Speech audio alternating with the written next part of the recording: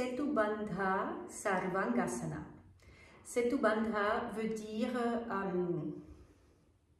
Setu, c'est un pont, un bandha, c'est comme un verrou, quelque chose, oui, on peut dire un verrou. Donc, c'est le corps construit un pont. Setu Bandha Sarvangasana, c'est la posture de tous les membres. Donc, normalement, on appelle cette posture Setu Bandha, simplement, Setu Bandha, la posture du pont. Mais bon, le nom complet, c'est Setu Bandha Sarvangasana. On va se servir d'un bolster pour les dos qui sont d'accord. Si votre dos n'est pas d'accord, il faudra faire peut-être 2 couvertures pliées en longueur.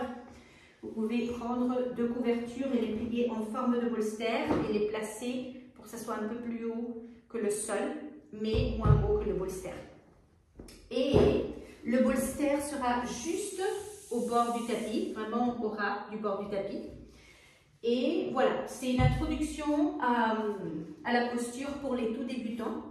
Et c'est une posture qui est vraiment importante à apprendre avant de travailler Salamba Sarvangasana, l'inversion sur les épaules qu'on va apprendre à un moment donné. On commence assis au bord du bolster et on dégage bien les muscles fessiers comme je vous ai montré de le faire pour Supta Baddha Konasana, quand j'ai fait la vidéo pour Supta Baddha Konasana. Donc au lieu d'être assis sur les ischions, on veut être sur la partie charnue des fesses. Donc je dégage les muscles fessiers, j'allonge les bords du tronc et je m'allonge tout droit en arrière. Et en allongeant la nuque, je pose la tête. Donc le bolster est vraiment au bord du tapis. Il y a le sol de l'autre côté du bolster. Et là, je prends juste quelques respirations. La tête est en arrière. Si vous n'êtes pas habitué à ça, ça peut être un peu impressionnant. Mais tout va bien. Respirez, la tête est en arrière, pas de problème, les yeux ouverts. Les genoux pliés, genoux bien pliés, pieds plats par terre. Et en tenant le bolster et en gardant les pieds bien pressés contre le sol, vous allez glisser en direction de la tête sans vous étortiller, sans lever le bassin. Sentez que la musculature, le t-shirt, les habits se déplacent et vous reculez pour ramener les épaules en direction du sol. Vous verrez que le menton va en direction de la poitrine et la poitrine va en direction du menton.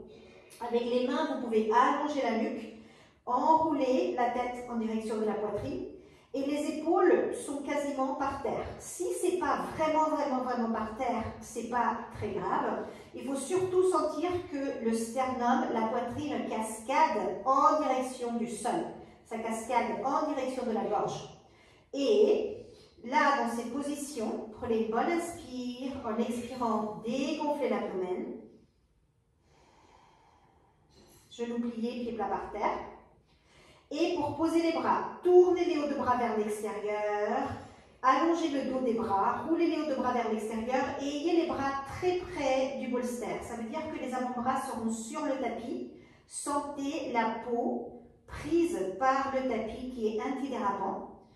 Bien entendu, si votre t-shirt est près du cou et ça vous égorge un petit peu, il faut utiliser les mains pour déplacer ça. Ce n'est pas une mauvaise idée de éloigner le t-shirt de la gorge avant de faire la posture. Et puis, une fois que le corps est prêt, vous allez étirer les jambes. Donc, petit à petit, séparez les pieds à la largeur du tapis pour sentir où sont les bords du tapis. Et vous allez cheminer petit à petit les pieds loin de vous, jusqu'au point que vous pouvez étirer les talons. Étirez les jambes fermes, les genoux actifs, les talons étirés, bord interne des pieds bien flexé et étiré, le bord externe des pieds ramassé en direction des hanches. C'est le même travail que quand vous faites jambes au mur. Et là, peut-être vous sentirez que les épaules se sont décollées un petit peu.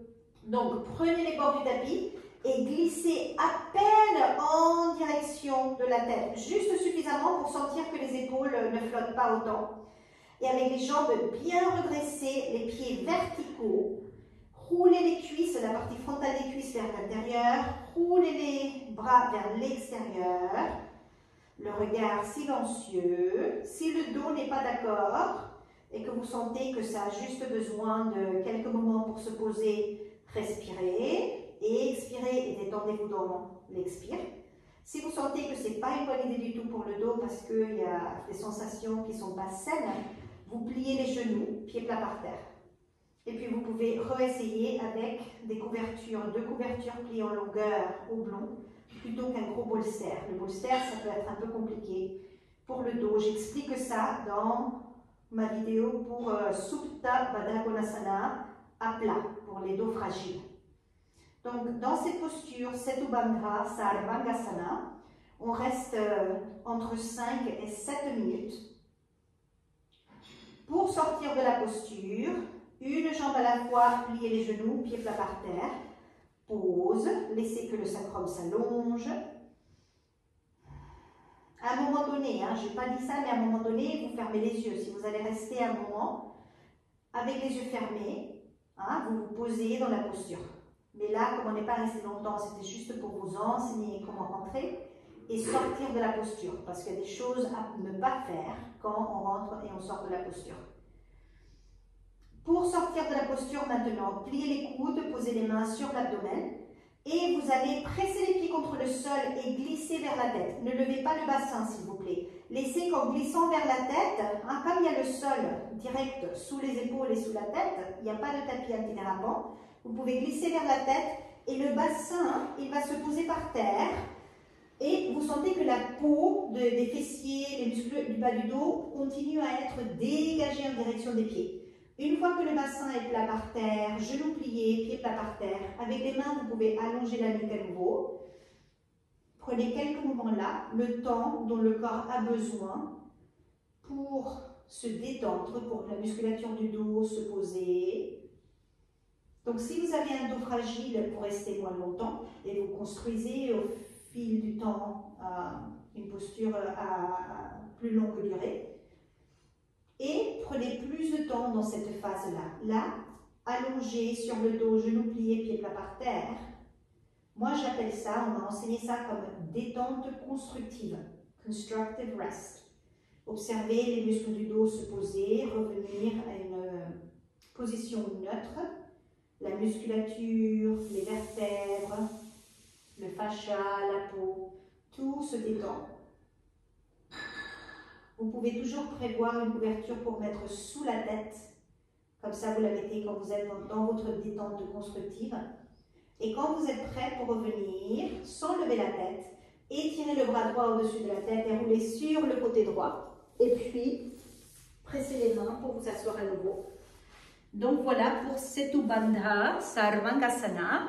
Et c'est vraiment une posture, se familiariser avec avant d'apprendre Salamba Sarvangasana, qu'on fera prochainement. Et pendant ces règles, pour les femmes, c'est la posture qu'on fait au lieu de faire Salamba Sarvangasana. C'est le substitut officiel pour l'inversion sur les épaules. Bonne pratique.